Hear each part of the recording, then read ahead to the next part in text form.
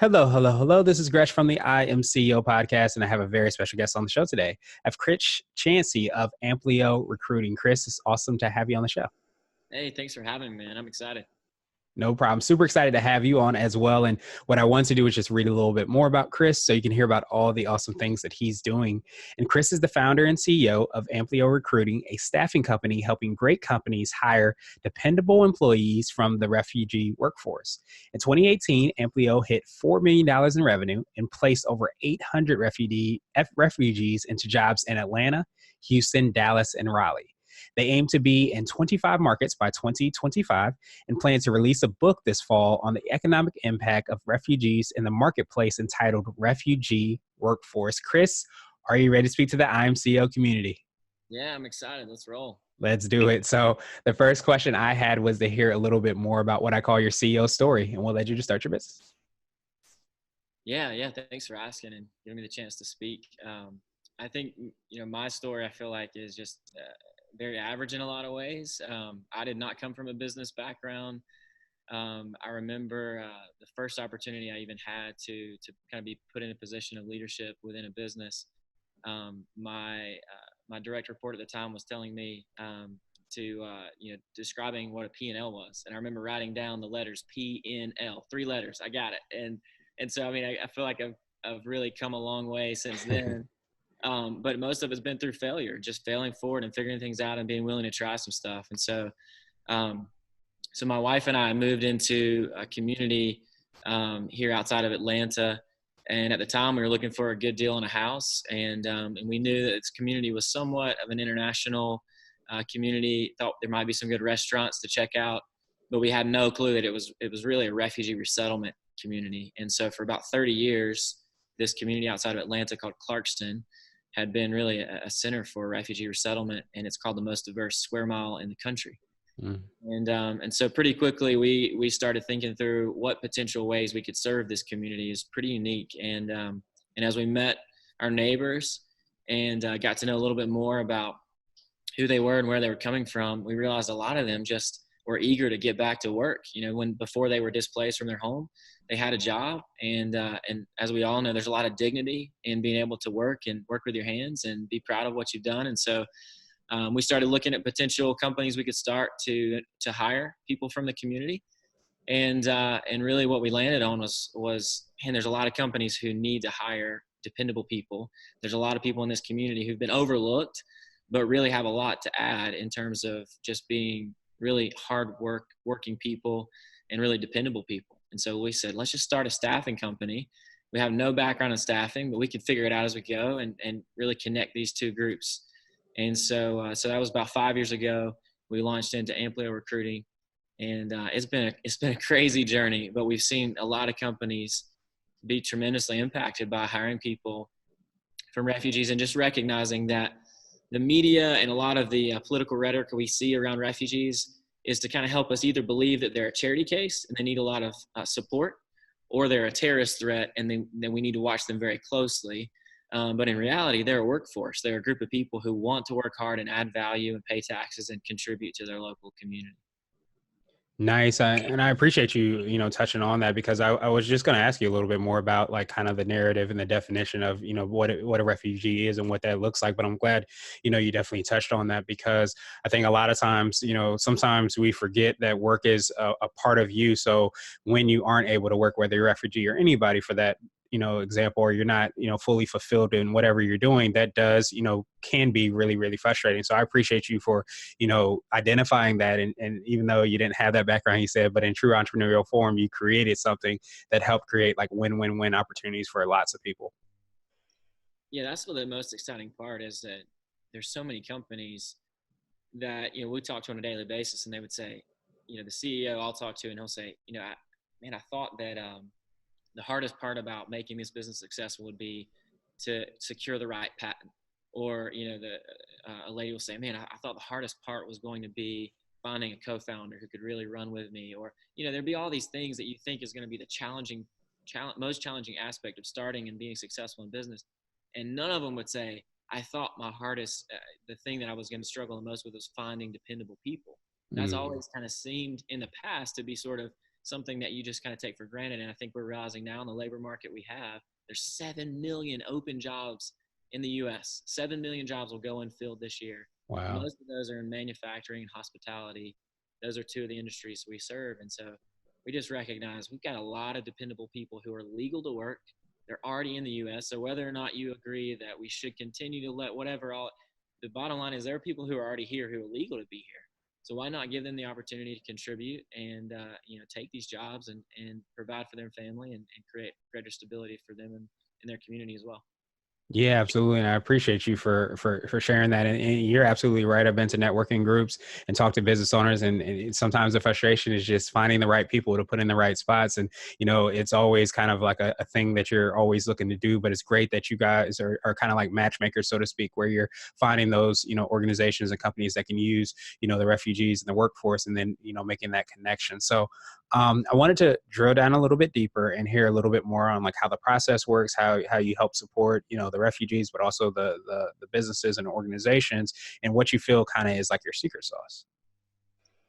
Yeah, that's such a great question. In reality, the staffing industry has been around for a long time, and as we kind of stepped into that world, there was a lot of things I knew that we could benefit from and learn from what staffing has done really well. It's a great business model. It's very profitable, but of course, we all recognize there's a reputation that comes along with staffing.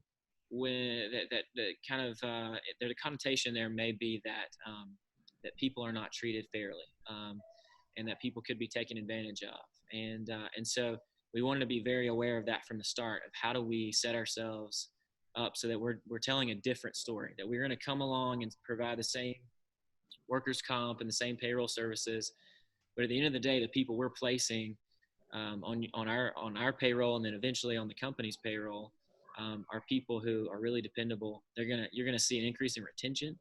The industry standard in staffing is right around 40%, and our retention rate is right at 80%. So double the Awesome. standard. And it's not a lot because we're doing anything really special or unique. Really talk about secret sauce is really connecting deeply with the refugee community. So we see increase in retention. We see an increase in productivity as well. We've got a company not too far from our office here that manufactures different types of baby products, and they sell in Walmart and other stores around the country. And their average quota when we started working with them was they needed someone who could hit about 300 a day of whatever the different items they were working on. And within just a couple of weeks, we had placed a group of Burmese women, and they were hitting 600. One lady was hitting 900 a day, 3 times what the quota was. And so not only did production increase, but the rest of the people working at the company were saying, hey, if they can do 900, we should be able to at least do 400 or 500, right? So everybody's production increases. In that environment, it's not like it's a sweatshop. There's everyone sitting down in padded chairs, great lighting, music playing. They love what they do, but there's more efficiency and focus brought to the work. And so we get to see that across the board. But I think one of the things we've tried to do from a secret sauce standpoint is just say, hey, we're putting people over profit. We're still going to charge you just like any other staffing company will, but we want to communicate very far in advance that this we can't work with every company. We've got to know, we have got a clear standard of who we're going to work with.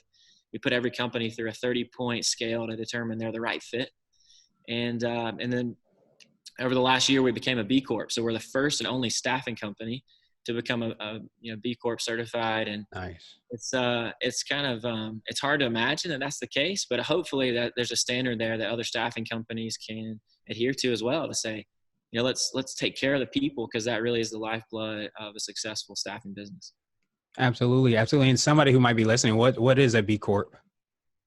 Yeah, so essentially, a B Corp is it could be a legal entity, but also just kind of a status as a company to go through a B Corp assessment and to become a B Corp. It essentially means that you're being measured in 4 different areas, and really looking at how really caring for people, both in your company as well as vendors and everyone that's connected, customers with your company, looking at environmental care. And then overall, just kind of how you spend your money, and looking at how that's impacting the world around you. And so it's been exciting to be a part of that ecosystem and continue to learn how we can contribute. Yeah, absolutely. And I think that I know I've heard a little bit about B Corp, but I've always, the way that I've always heard it and kind of defined it, I guess you can say, is kind of all along the lines of service and having a really strong purpose. So a lot of people, when they want to support organizations, they want to support businesses, having and being able to be a B Corp is definitely, you're not just doing things just for the sake of doing them. You're doing them for a purpose and a cause. So I definitely appreciate you and appreciate you for getting that designation, and congratulations on that as well. So I wanted to switch gears a little bit. And I wanted to ask you for what I call a CEO hack. And this might be like an app, a book, or a habit that you have, but it's something that makes you more effective and efficient. Yeah, I mean, that's such a great question. And I think if there's anything, there's very little that I do well. I think it's failing forward and just learning from mistakes. And so there's been a couple. I'll mention maybe one book and then maybe one habit really quick. So one book that has been really key for me is called Making Money is Killing Your Business.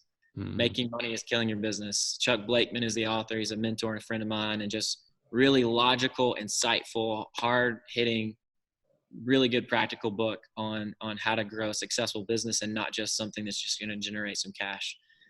So I really like that. And then for me, I think recognizing that getting up in the morning early and having some time um, to really be able to focus fully on what has to get done today before I get kind of pulled into everything else during the day has been important. And so the only way I was able to accomplish that was really just recognizing if there's something that's necessary and it's like a high necessity for me when I go to sleep, there's a really strong chance that I'll get up at 5:30, 6 a.m. and knock it out. But if I don't go to bed with a sense that this is highly urgent and necessary, then it's a little bit easier to sleep in until 7 or whatever and kind of be pulled into the day, and then I'm trying to catch back up. So I just have a clear sense of what's the one thing that's got to get done, and I know it's going to force me to wake up and get it done in the morning before I get going with the day. Nice. I love that because it's kind of like you're starting tomorrow, the day before yesterday, because you have that momentum because you're already prepared for exactly what you want to do. And then it just kind of, I imagine, snowballs after that. Yeah, definitely. Nice. And now I wanted to ask you for what I call a CEO nugget. And this is a word of wisdom or piece of advice. You might have already touched on this, but this is something you would tell your younger business self. Yeah, one of the things I've really started settling into is, again, kind of talking about this whole theme of failing forward and learning from our mistakes is I talk a lot about vectory is victory. And so Mm. there's just something for my own self, just kind of thinking through that this whole vector principle, right? Of like, if you know where you want to be eventually, then it's that process of taking small steps every day to get there. And if you start a few degrees off course today, then you're going to wind up way off of where you actually want to be in the end. And so whatever that vector point is, setting your sights on that and knowing I'm going to make a few steps towards that every day. I can't accomplish everything today, but I definitely want to make progress. So that, vectory, kind of moving towards that vector point eventually equals victory. And you all of a sudden, and then you turn around and look and like, man, I never expected to accomplish all of this, but it's because I took small steps every day. And, I've got a 5-year-old son, and it's like the best example of vectory, because it's like, man, I don't know how he got to where he is today, but I know that, we fed him a little bit each day. We tried to keep him from, getting enough nourishment or kind of, getting enough sunshine. I mean, all the things that you got to do to like see a kid grow up and really invest in him. And now he's 5. It's like, I don't know how he got here, but it's a little bit of activity every day that contributes to something that hopefully is really successful and growing. Yeah, absolutely. Victory is victory. I absolutely love that because a lot of times you have like that North Star that's up that you're making sure that you follow. And then you're like, how the heck am I going to make it all the way there? But you do little small things each and every day, just, staying true to that star or whatever goal you might have. And then next thing you know, you're actually there, maybe even beyond there. So I appreciate that. And now I wanted to ask you my absolute favorite question, which is the definition of what it means to be a CEO. And we're hoping to have different quote unquote CEOs on the show. So Chris, what does being a CEO mean to you? Yeah, I immediately go very practical when I hear that, and so maybe that's just the way my brain works. But I think for me, the 3 things that I'm trying to keep my mind on in terms of what my role and my responsibility is here on a day-to-day basis is recognizing that it's my responsibility to cast vision. That's probably only something that I can do, And so nobody else is maybe thinking about that on the day-to-day. So the only things that I can do is really what the CEO role fits for me. So I'm casting vision, number one. Number two, keeping cash in the bank and just constantly kind of thinking about how that works. And then number three, getting the right people on our team. And if I'm doing those three things well, then everything else should be really being done really well by the other people on our team. And those are the things that only I can do. Absolutely. And having that high level kind of perspective on those things and understanding exactly how they kind of snowball and manifest itself in all the different things that you're doing definitely, makes perfect sense. So I appreciate that definition. And Chris, thank you for your time. What I wanted to do is pass you the mic, so to speak, just to see if there's anything additional you can let our readers and listeners know, and then how best they can find out about all the awesome things you're doing and get a hold of you. Oh, wow. Thanks. Yeah, I'm excited about the book we have coming out in the fall. So maybe I'll just touch on that briefly. Mm-hmm. I shared a little bit of this earlier, but what we see in our country right now is there's a lot of division, and a lot of us are frustrated by that. But then, what do you do? And so, often when we talk about refugee stuff, obviously we're right in the middle of what is a very controversial topic. And so for us, we just recognize that if we talk about the moral or ethics or, just there's various ways we could kind of talk about this discussion, but it's going to polarize people. But we found if we talk about the economic impact, that it's really hard to argue that. So the book is really stats and stories discussing the economic impact that refugees are having on the marketplace. The bottom line is we need refugees more than they need us. We got to fill these open jobs we have if we want our economy to continue to grow. And that they're a very viable workforce that's ready to step in. And so excited to see that launch in the fall. If you want more information on the book or just want to sign up for the pre-order or the launch team, it's refugeeworkforce.com. And you can get more information there and help us launch this out and get it into the hands of the right people. Awesome. Well, I definitely appreciate you for, making that dent. And I think you said the 7 million unemployment that we have in the country, and definitely, helping out the refugees as well. We'll have those links in the show notes just so that anybody can follow up with you, get a copy of the book and pre-order it or buy a copy as well. And thank you so much again. And I hope you have a phenomenal rest of the day. Great. Thanks for the time.